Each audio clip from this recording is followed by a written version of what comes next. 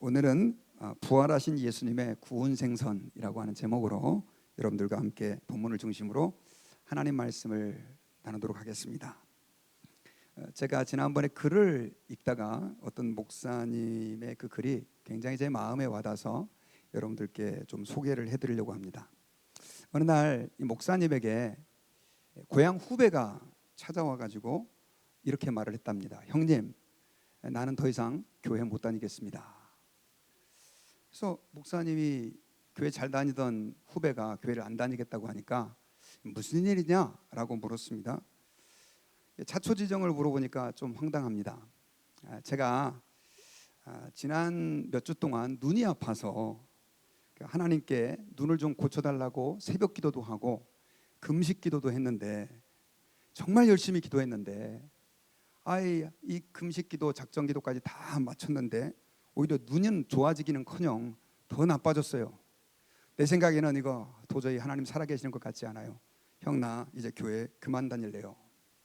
참 그런 순간에 목회자가 난처하죠. 그런데 이 형님이, 그 목사님이 그렇게 얘기했답니다. 그래, 잘됐다. 그럼 교회 다니지 마라. 이렇게 얘기를 했다는 거예요.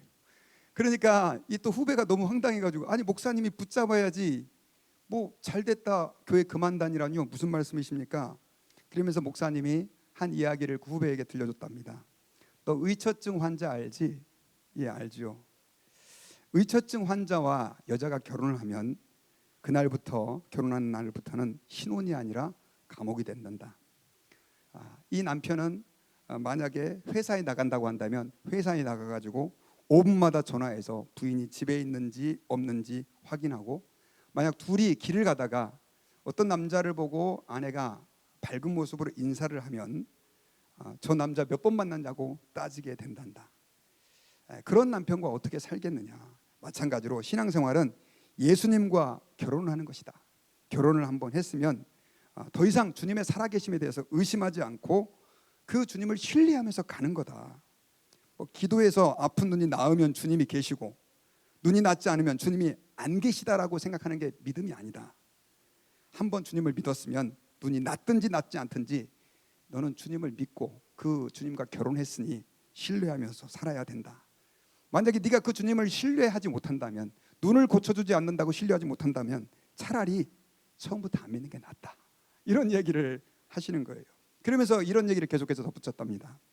우리는 예수님이 우리를 위해, 우리의 죄를 위해서 십자가에서 죽어주신 것을 믿고 그 예수님이 모든 죄를 사해 주심으로 인해서 우리가 천국에 갈 수 있는 하나님의 백성, 주의 자녀가 되는 특권을 얻게 됐는데, 눈이 좀 아프면 어떠냐, 기도 응답이 좀 잘 안 되면 어떠냐, 그렇다 그래서 하나님을 포기해? 너는 내가 볼 때 믿을 자격이 없다. 이렇게 얘기를 했답니다. 그 후배가 듣고 보니까 말이 맞잖아요. 그래가지고 오히려 이야기를 듣고, 아유 형님 깨닫게 해주셔서 감사합니다 하고 집에 돌아가가지고 SNS에다가 이런 글을 올렸다고 합니다. 나는 태양이 빛나지 않을 때에도 태양이 있음을 믿는다. 나는 사랑을 느끼지 못할 때에도 사랑이 있음을 믿는다. 나는 하나님이 침묵을 지키실 때에도 하나님이 계심을 믿는다. 이런 글을 SNS에다가 올려놓고 자기의 믿음을 고백하더라.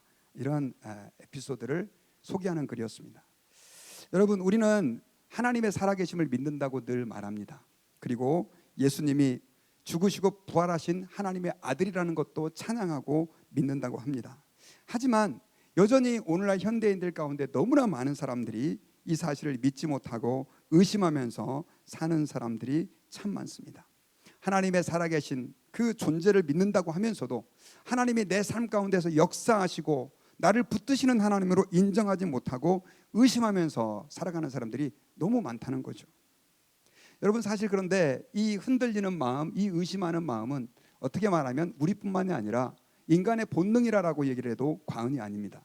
왜냐하면 예수님의 제자들 또한 심지어 부활하신 예수님이 부활하셨다라고 하는 소식을 듣고도, 그들은 봤다는 얘기를 듣고도 믿지 못했기 때문에 그렇습니다.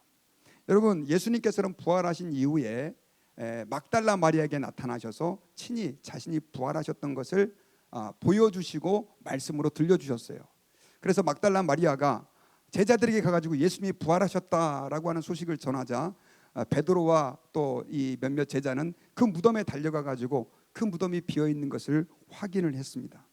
또 예수님께서는 두 엠마오로 가던 그 두 제자에게 나타나셔가지고 그들에게 대화도 오랫동안 하시고 나중에 식사도 함께 하시면서 예수님이 부활하셨다라고 하는 것을 분명하게 나타내 보이셨습니다.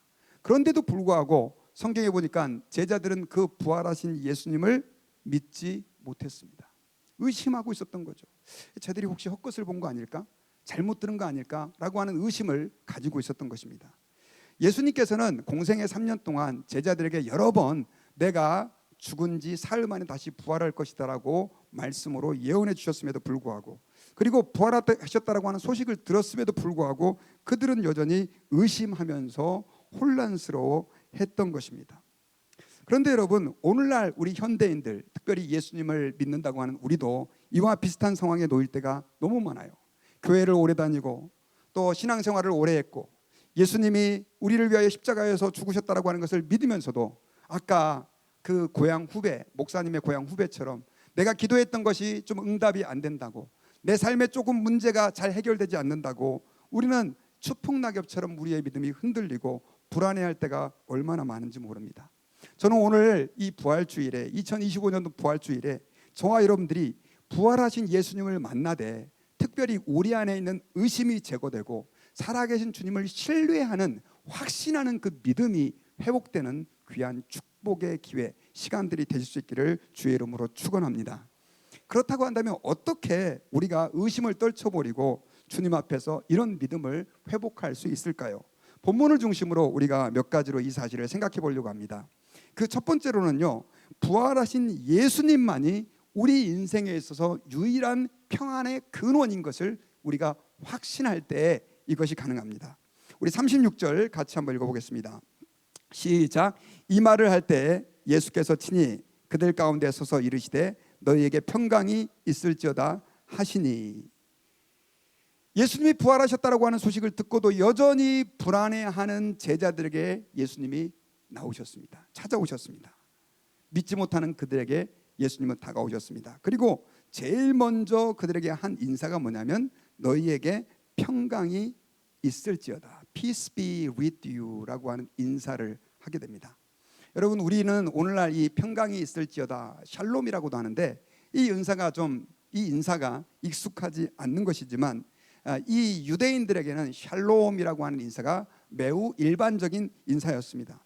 그런데 예수님께서 부활하신 이후에 제자들에게 나타나실 때 두렵고 떨며 의심하는 제자들에게 나타나셔서 제일 먼저 너희에게 평강이 있을지어다 라고 말씀해 주신 것은 굉장히 의미가 있습니다. 왜냐하면 그 평강의 주님만이 의심하는 제자들에게 유일하게 안식처가 될 수 있고 소망이 될 수가 있고 확신과 의지가 될 수 있기 때문에 그렇습니다. 사실 예수님께서는 오늘 본문에 보면 너희에게 평강이 있을지어다라고 말하면서 평강을 나누어 주시는 분으로 묘사가 되어 있지만 성경을 살펴보면 그 예수님은 평강의 실체요, 본질이요, 주체다라고도 말할 수 있어요. 이사야 6장 9절에서는 예수님을 평강의 왕이다 라고 얘기를 했고요, 에베소서 2장 14절에서는 예수님은 우리의 화평이신지라 둘로 하나를 만드사 막힌 담을 자기 육체로 허시고 라고 말하면서 예수님을 향해서 평강을 주시는 분 정도가 아니라 평강의 왕이시오 우리의 화평이 되시는 분이다 라고 선언을 하고 있습니다. 예수님께서 말씀하신 이 평강이다 라고 하는 단어는 에이레네라고 하는 뜻입니다. 에이레네라고 하는 것은 전쟁이 멈춰진 상태, 싸우지 않는 상태를 의미합니다. 그리고 질서가 유지된 상태, 혼란스럽지 않은 상태를 에이레네 평강이라고 합니다. 그런데 예수님이 자신을 평강이다라고 얘기하고 제자들에게 너에게 평강이 있을지어다 라고 말씀하신 것은 실제로 혼란스러워하고 불안해하며 떨며 흔들리고 있던 제자들에게 너무나 중요한 메시지였다는 것입니다.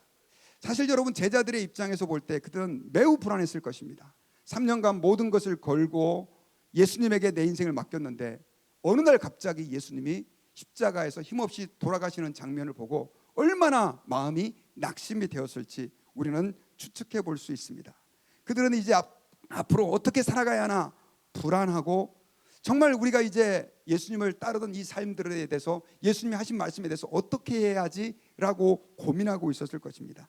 삶이 송두리째 무너지는 고통의 그늘 아래 그들은 있었을 것입니다. 그런데 예수님은 너희에게 평강이 있을지어다라고 말씀하시면서 예수님이 평강의 근원이 되시고 부활하신 그 예수님이 그들에게 평강의 소망이 되어 주실 것이라고 약속을 하고 있는 거예요.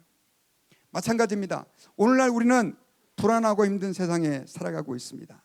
부자이든지 가난하든지 높은 사람이든지 낮은 사람이든지 너무나 많은 사람들이 불안에 떨고 우리는 살아가고 있습니다. 선진국이든지 후진국이든지 우리는 불안한 삶 속에서 하루하루를 보내고 있을 때가 너무 많아요. 그런데 그런 우리에게 예수님이 평강의 왕이 되시고 평안을 주시는 분이라고 하는 사실을 성경에서는 선포해 주고 있어요. 그 사실을 우리가 받아들인다고 한다면 우리는 이 땅에서 더 이상 불안과 의심 속에 떠는 인생이 아니라 확신과 감사함으로 우리의 인생을 살 수 있게 된다는 것입니다. 예수님께서 부활하신 그분으로 제자들에게 오셔서 평안이 있을지어다라고 선언하신 그 선언이 동일하게 오늘 불안 속에서 살고 있는 저와 여러분들에게 참된 평안의 소망이 되실 것을 우리가 믿으시기를 주의 이름으로 축원합니다. 캘리포니아에 가면 골든게이트 브리지라고 하는 금문교라고 하는 다리가 있습니다. 그런데 그 다리는요 굉장히 유명한 다리입니다. 높이가 227m, 약 744피트 정도 되는 탑에 와이어가 이렇게 걸려져 이 다리를 붙들고 있습니다. 그 케이블의 길이가 4199피트, 1.2km, 1280m나 된다고 해요. 지금 가봐도 엄청나게 대단한 다리인데 이 다리를 만들 때 엄청나게 많은 사람들이 그 공사 현장에서 죽음을 당했다고 합니다. 1년에 평균 23명이 그 다리에서 죽임을 당하는데 이 다리는 만들어야 되겠고 사람들은 죽어나가고 하니 회사에서는 대책을 하나 세우게 됐습니다. 어떤 대책을 세우게 됐냐면 그 다리 공사장 밑에다가 그물을 다 친 거예요. 그러니까 설령 공사하다가 떨어져도 사람이 죽지 않게끔 해준 것입니다. 그런데 그 그물을 치면서 놀라운 일이 일어났어요. 어떤 일이 일어났냐면 사람들이 계속 떨어지던 사람들이 아예 떨어지질 않는 거예요. 그리고 그 다리에 그물이 생기면서부터 일의 능률이 올라가지고 오히려 작업 속도가 한 20% 향상이 되는 그런 결과가 있었다고 합니다. 그래서 그들이 한 가지 발견한 게 있다는 거예요.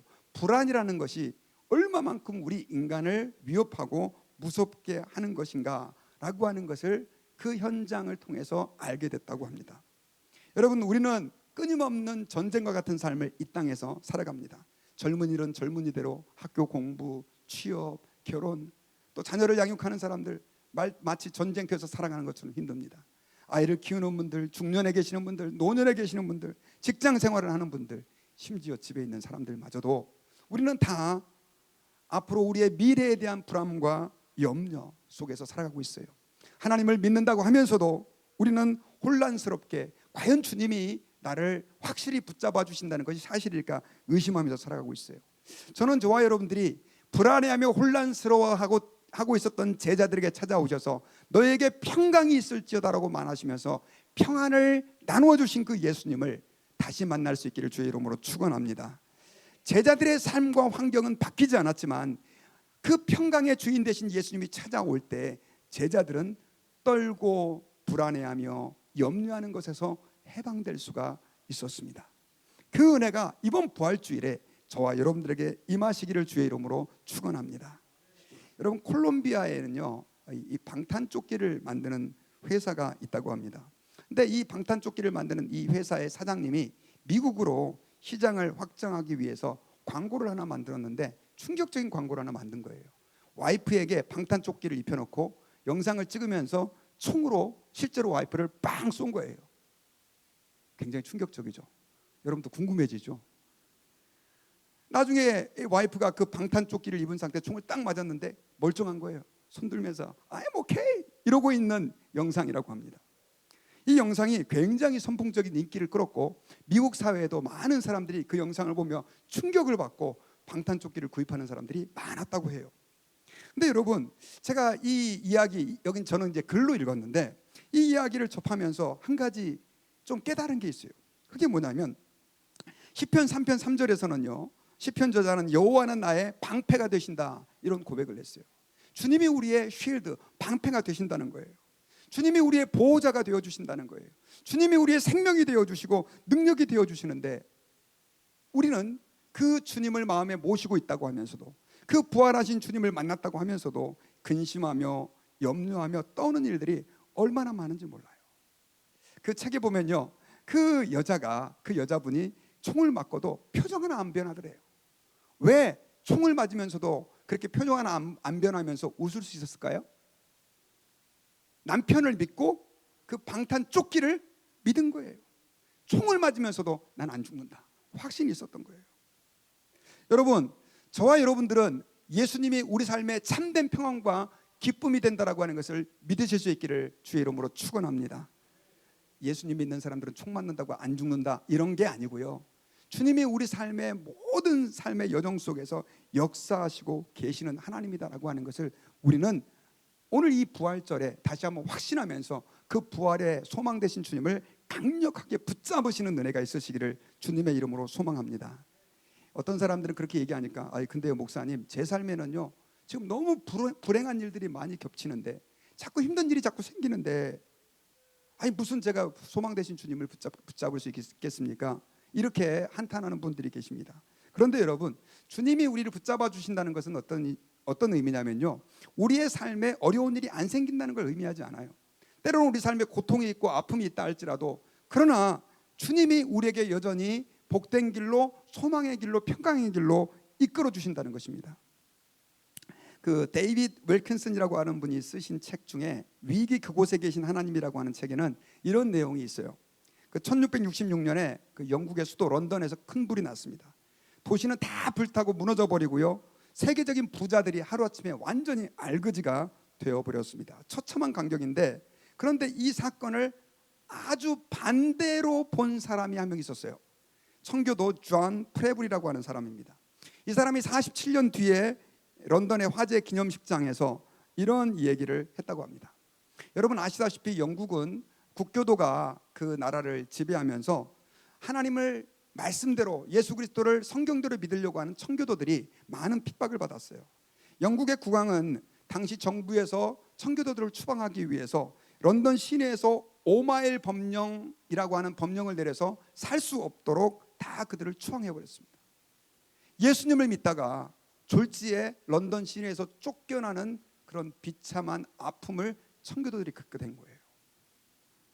청교도들은 그 법령을 따라서 믿음을 지키기 위해서 그 도시를, 평생 동안 살았던 삶의 터전을 떠나서 5마일 밖에서 살게 됐습니다.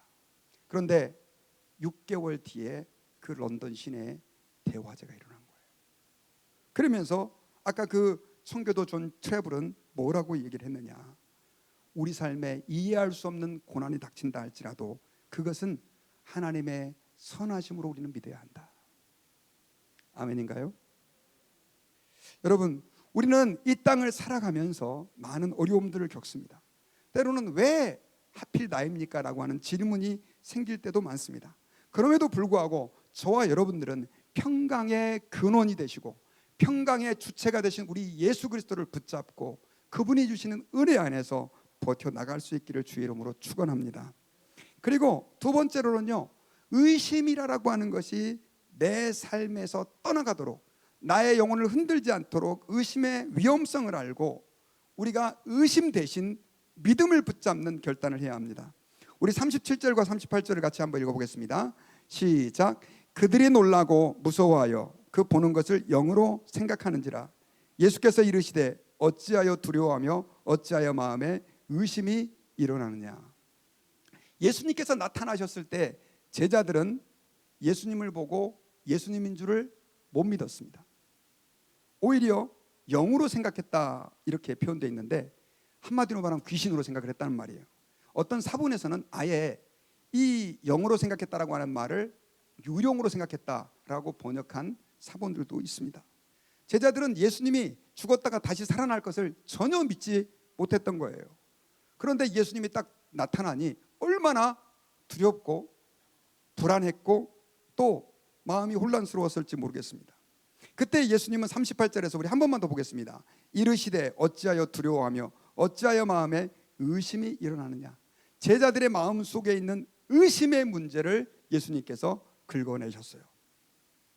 여러분, 우리 믿음의 사람들 가운데 가장 심각한 문제가 하나 있다고 한다면, 우리의 믿음을 흔드는 두려운 존재가 있다고 한다면 그것은 의심입니다.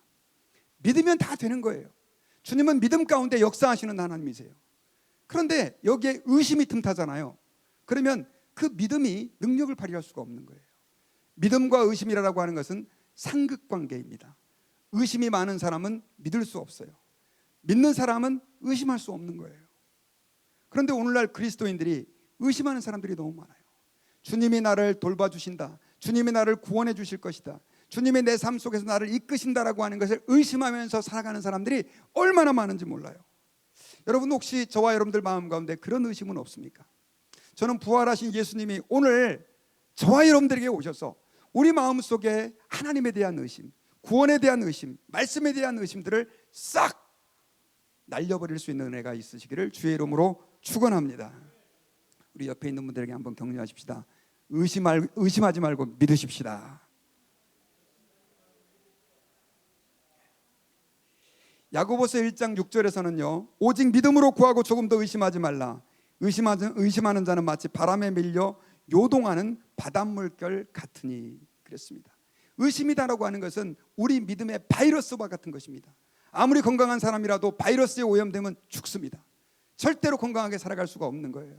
의심의 바이러스가 오늘날 얼마나 많은 사람들의 믿음을 흔드는지 모릅니다. 여러분, 우리 주님을 믿으십시다. 주님의 살아 역사하심을 믿으십시다. 이 땅을 살면서 우리가요, 의심을 하잖아요. 그러면 이 세상의 삶도 제대로 살아낼 수가 없어요. 저는 우리 아이들에게 자전거를 가르쳐줬던 그 경험을 기억하고 있습니다. 여러분, 혹시 기억하실지 모르겠지만 자전거를 배울 때요, 의심하는 사람들은 절대로 자전거를 못 배웁니다. 왜냐하면 자전거를 이렇게 뒤에서 잡고 가다 보면 자전거가 이렇게 쓰러지려고 그러잖아요. 만약에 왼쪽으로 쓰러지려고 그러잖아요. 그럼 자전거를 배울 때 이 핸들을, 몸을 왼쪽으로 쓰러지려고 할 때 핸들을 왼쪽으로 기울여야만 이 아이는 중심을 잡고 안 넘어질 수 있는 거예요. 자, 왼쪽으로 넘어지려고 그러는데 핸들을 안 넘어지려고 반대쪽으로 가잖아요. 그럼 어떻게 됩니까? 꽈당 넘어지는 거죠. 자전거를 배울 때 넘어지는 쪽으로 핸들을 돌리는 게 이게 쉽지 않습니다. 야, 넘어지는 쪽으로 핸들을 돌려. 그럼 안 넘어질 거야. 그 말을 믿고 돌리면 진짜 안 넘어지는 거예요. 여러분, 자전거를 배우는 것도 의심하면 안 되는 거예요. 믿음이 있어야 됩니다. 신앙생활은 더더욱 그렇습니다. 우리는 여러분, 주님의 말씀을 확신하고 믿어야 합니다. 주님의 말씀을 믿지 않으면 결코 우리는 이 땅에서 승리하는 믿음의 삶을 살 수 없어요. 지금은 너무나 많은 사람들이 우리의 믿음을 흔들고 있습니다. 예수 믿는 사람들이 교회는 앉아 있지만 마음은 이미 세속적인 생각과 세상적인 가치관이 들어와 있는 경우가 너무 많아요. 여러분, 우리는 오늘 이 부활절 때 우리의 마음속에 있는 의심을 제거해 버리고 다시 부활하신 예수 그리스도를 철저하게 신뢰하실 수 있기를 바랍니다. 이스라엘 백성들의 역사를 보면 그들이 애굽에서 나와서 광야를 지나 홍해를 건너는 장면이 나옵니다. 제가 이런 생각을 해봤어요. 홍해를 건널 때 바다가 갈라져서 건넜다. 너무 멋있잖아요. 만약에 여러분들이 이스라엘 백성들이었으면 어떻을까요? 저는 이런 생각도 해봤어요. 믿음이 없었다면 그 갈라진 바다를 건널 수 있었을까요? 성경에 보면 바다가 갈라지면서 양쪽에 벽을 이뤘다라고 기록되어 있습니다. 자, 홍해 바다를 지나가는데 최소한 10m, 20m 되겠죠. 물벽이 20m 양쪽에 있는 거예요. 거기를 지나가는 거예요. 지나가다가 물이 다시 와버리면 어떻게 돼요? 그냥 수장되는 거죠. 모세를 믿고 하나님의 말씀을 믿었을 때 그들은 홍해를 건널 수 있었어요. 요단강도 마찬가지죠. 이스라엘 백성들은 삶의 모든 순간에서 하나님을 의심하면 안 됐었어요. 믿어야 됐었어요. 여러분, 믿는다라고 하는 것은 그 말씀대로 사는 것을 의미합니다. 믿음의 반대말은 의심입니다. 여호수아와 갈렙은 가나안 땅에 정말 그들의 군대가 너무 많고 도저히 우리가 전쟁에서는 우리 힘대로는 이길 수 없다라고 생각을 했지만 여호와의 말씀을 믿고 주께서 저 땅을 주셨다면 들어갈 수 있다라고 믿었어요. 그런데 나머지 10명은 그 말씀을 믿지 못했어요. 결국 어떻게 됐습니까? 믿은 사람들만 들어갔던 거예요. 여러분, 하나님의 은혜와 영광은 믿는 사람에게만 주어집니다. 저와 여러분들이 이 부활절에 믿음을 회복할 수 있기를 주의 이름으로 축원합니다. 왜 우리가 믿음을 회복해야 되느냐? 주님은요, 우리를 예수 그리스도의 십자가의 보혈의 피로 구원하셨을 뿐 아니라 또한 우리를 지키시고 보호하시고 인도하는 하나님이라고 성경에서는 너무나 많은 곳에서 우리에게 말씀해주고 있기 때문에 그래요. 또 내가 너를 지켜, 내가 너를 보호해 줄 거야, 잘 못 믿으니까 하나님께서는 이렇게 비유로 말씀해 주신 적도 있어요. 내가 너를 눈동자같이 지켜주겠다. 신명기서 32장 10절 말씀이에요. 있나요? 예, 같이 한번 읽어볼까요? 시작. 여호와께서 그를 황무지에서 짐승이 부르짖는 광야에서 만나시고 호위하시며 보호하시며 자기의 눈동자같이 지키셨도다. 기도할 때 여러분, 장로님들도 주여 우리를 눈동자같이 지켜주셔서 감사합니다, 이렇게 많이 하잖아요. 무슨 뜻인지 아세요? 제가 이 말씀을 좀 생각을 해봤더니 이게 놀라운 비밀이 있더라고요. 여러분, 우리의 이 신체 가운데 뭐 다 약한 부분도 있지만 제일 약한 부분 가운데 한 가지가 어디냐면 눈입니다. 눈. 그렇잖아요. 눈은 정말 잘못 툭 치면 그냥 손상되는 거예요. 그런데 하나님께서는요, 이 눈동자를 보호해 주시기 위해서 여러 가지 많은 시스템을 우리 눈에 만들어 주셨어요. 먼저 햇빛이 너무 강하게 들어오면 이 눈동자의 동공이 작아져요. 그래서 많이 들어오는 햇빛을 차단해서 적당하게 볼 수 있도록. 그래서 여러분, 우리가 밝은 그 눈이 많이 온 날이라든가 해변가에 가서도 보는데 별로 지장이 없는 이유가 눈동자가 내가 알아서 야 조리개를 줄여 안 해도 알아서 햇빛의 양을 조절해 갖고 잘 볼 수 있게 만들어 주는 거예요. 밤중에는 또 잘 못 보면 넘어질까 봐 하나님께서는 이 눈동자의 동공을 더 넓혀서 빛을 더 많이 들어오게 만들어요. 여러분 혹시 그거 알고 계셨어요? 예. 불 딱 끄면 하나도 안 보이잖아요. 근데 시간이 지나면 나중에 쫙 보이잖아요. 이게 눈동자의 동공이 커져서 그런 거예요. 주님이 우리를 보호해 주시는 시스템이에요. 또 만약에 먼지가 티끌이 딱 날라오는데 우리도 모르는 사이에 눈가를 찔끔 이렇게 감잖아요. 근데 여러분들이 티끌이 날라온다, 눈 감아야지 하고 감으면 이미 늦어요. 왜? 내 눈에 들어오니까. 그래서 반사신경이라는 게 있어요.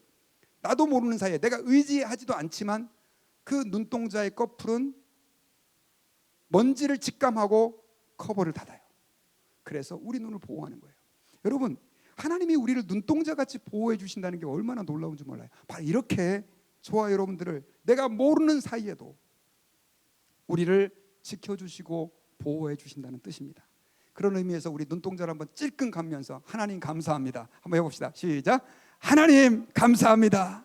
예, 일부러 안 감아도 다 감을 수 있게 해주시고, 또 지금은 제가 이렇게 눈물도 좀 나오는데 드라이 할까 봐 눈물도 나오게 하셔가지고 촉촉하게 적셔 주시고 얼마나 감사한지 몰라요. 하나님이 이렇게 보호해 주시니 우리는 두려워할 필요가 없다는 것입니다. 릭 이젤이라고 하는 사람이 윅이라고 하는 책에서 이런 독특한 이야기를 썼습니다. 테네시주 교도소에 있었던 일인데 두 아들이 불미스러운 사고에 휘말려 가지고 교도소에 갇히게 됐습니다. 근데 이들은 몸이 작고 허약했는데 아버지가 걱정했던 게 이 테네시주의 교도소는 너무 악한 흉악범들이 많은 곳이었어요. 그래서 걱정됐던 게 감옥에 가는 것도 걱정이었지만 그 감옥 안에서 사람들에게 괴롭힘을 당할까 봐 아버지가 너무 걱정한 거예요. 그래가지고 아버지가 어떤 방법을 썼냐면 일부러 죄를 졌습니다. 그래가지고 그 아버지가 교도소에 들어간 거예요. 근데 이 아버지는 키도 엄청나게 크고요, 운동을 많이 했던 분이에요. 그러니 뭐 이 등발이 그 마동석, 거의 그 정도 생각하시면 됩니다. 교도소에 들어간 거예요. 가가지고 사람들에게 쫙 불러놓고 얘들 내 아들이니까 건들면 나한테 죽어 해가지고 그 아버지가 교도소에서 그 아들을 지켜준 거예요. 나중에는 이 아버지가 집행유예를 선고를 받고 3년이 지나서 풀려났답니다. 그런데도 거기에 있는 사람들이 아무도 그 아들을 건들지 않았대요. 왜일까요? 아버지가 다시 사고치고 또 들어와서 가만히 안 놔둘까 봐 그랬다는 거예요. 그 이야기가 기록되어 있는데, 여러분, 하나님이 우리를 보호해 주시는 그 보호는요, 이에 비교할 수 없습니다. 우리를 눈동자같이 지켜주신 그 하나님, 우리의 삶을 보호해 주시는 하나님, 그 주님을 특별히 불안해하지 말고 의심하지 말라고 말씀하신 그 주님을 오늘 이 부활주일에 다시 만날 수 있기를 주의 이름으로 축원합니다. 그래도 사람들은요, 아멘은 하지만 의심할 때가 너무 많아요. 잘 못 믿어요. 오늘 교회 예배당에서 아멘 하지만 문 나가는 순간 또 아유 어떻게 하나, 아유 내 자식이 속썩이는데 다음 이게 어떻게 해야 되지? 다음 달 이 직장에서 나 지금 이게 잘릴지도 모르는데 어떻게 해야 되지? 회사에 갑자기 계속 매출이 줄어들고 있는데 이게 어떻게 해야 되지? 또 의심할 걸 사실은 죄송하지만 안 봐도 DVD 다 알죠. 우리 인간들은 그래요. 설교하는 저도 그렇게 흔들릴 때가 많아요. 그래서 여러분 주님께서는요 그런 우리에게 말씀하셨을 뿐만 아니라 확신을 심어주시는 행동을 하세요. 오늘 본문에 보면 37절과 41절 우리 두 절을 같이 한번 보십시다. 자, 같이 한번 읽어봅시다. 시작. 그들이 놀라고 무서워하여 그 보는 것을 영으로 생각한지라. 그리고 41절에 시작. 그들이 너무 기쁨으로 아직도 믿지 못하고 놀랍게 여길 때 이르시되 여기 무슨 먹을 것이 있느냐 하시니. 먹을 게 있느냐고 갑자기 물어봐요. 부활하신 예수님이. 그래가지고 제자들이 구운 생선이 있습니다. 그러니까 갖고 와봐라. 구운 생선을 먹어요. 자, 이게 무슨 뜻일까요? 의심하지 말라 그랬는데 의심 안 할게요 했는데 여전히 제자들의 마음속에는 오늘 본문에 보니까 아직도 믿지 못한 거예요. 기쁜데 믿지 못한 거예요. 그래서 예수님께서는 그들에게 더 확신을 주시기 위해서 생선을 그들 앞에서 구워 잡수시는 거예요. 나 분명히 부활한 거 맞다, 이 얘기를 좀 하고 계시는 거예요. 저는 이 장면이 너무 제 마음속에 깊이 와 닿았습니다. 의심하지 말라라고 얘기했는데도 여전히 믿지 못한다고 한다면 몽댕이 들고 이놈의 자식에게 한 대 때려주면 좋겠는데 예수님은 그들에게 생선 갖고 와봐 해서 그걸 먹어서 잡수시면서 나 분명히 부활했어, 너 의심하지 말아야 돼, 확신 가운데 살아야 돼 라고 예수님께서 말씀해 주고 있는 거죠. 예수님께서 먹어 드신 그 구운 생선은요 오늘날 저와 여러분들의 삶에도 많이 있습니다. 우리가 의심하며 불안해할 때, 신앙생활을 수십 년 하고 하나님께 헌신됐다고 하면서도 여전히 두려워 떨고 있는 우리에게 주님은 생선을 구워 잡수시는 장면을 우리 앞에서 연출해 주실 때가 너무 많다는 거예요. 어떤 분이 하나님을 안 믿는 사람이었습니다. 근데 비즈니스가 너무 안 돼요. 근데 자꾸 그 비즈니스 가게에 전도하러 오는 사람들이 있어가지고 그것도 귀찮고 짜증나는데 그날도 예수 믿으세요, 예수 믿으시면 하나님이 구원해 주시고 선생님 도와주세요 라고 하는 메시지를 남기고 휙 사라져 버립니다. 그때 이 사람이 진심으로 한번 이렇게 기도했대요. 하나님이 만약 살아계시다면 요즘 계속 적자인데 저희 매출의 10%만 이득이 나게 해주십시오. 딱 10%만입니다. 그런데 놀랍게도 그날 저녁에 결산을 해보니까 10%가 이익이 났어요. 우연일까요? 하나님의 도우심일까요? 어떤 예수 믿는 악한 자들은 이 얘기를 듣고도 우연이죠 이렇게 얘기하는 분들이 계세요. 우연일 수도 있겠죠. 그런데 여러분, 저는 하나님이 도와주셨다고 믿습니다. 그 사람에게 구운 생선을 예수님께서 먹여 보여주신 거죠. 이 사람은 그 사실을 체험하고 그 길로 정말 하나님이 살아계시는구나, 그 10%의 매출 이익 때문에 교회를 나오게 됐다고 해요. 할렐루야.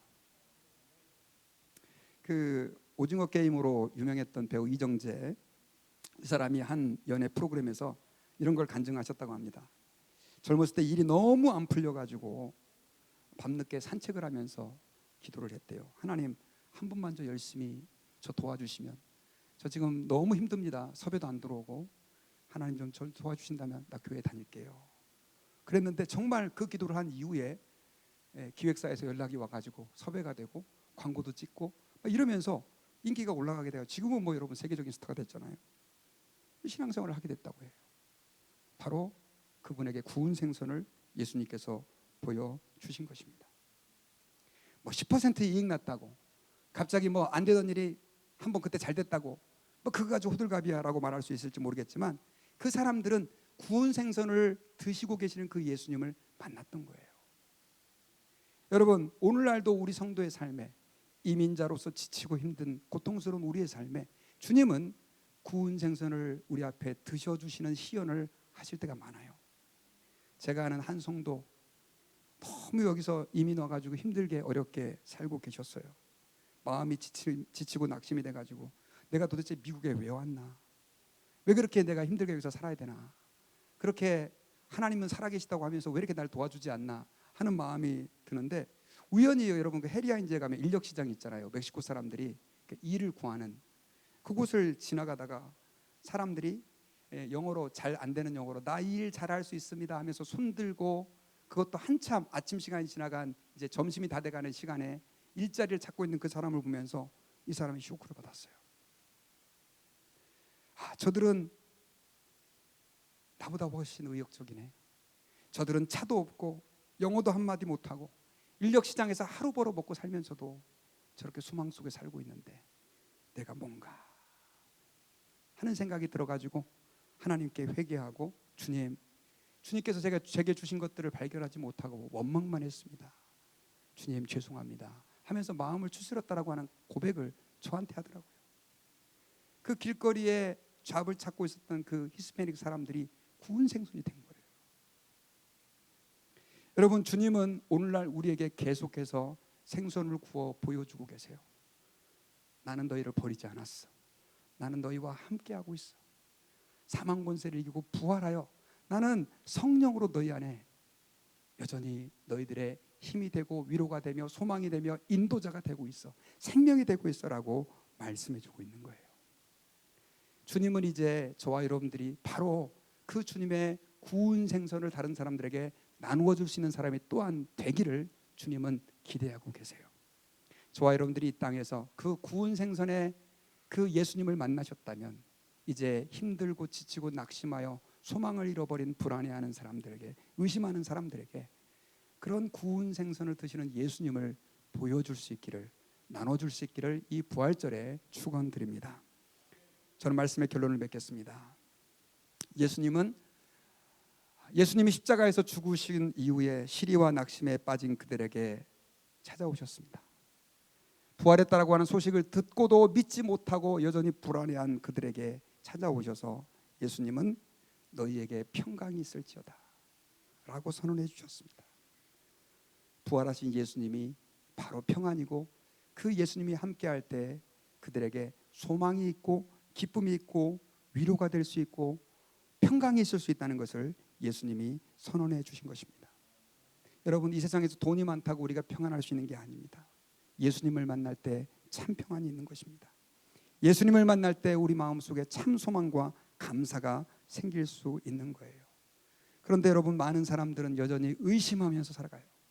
의심하면서 불안해해요. 여러분, 이 부활주일에 의심을 떨쳐버릴 수 있기를 바랍니다.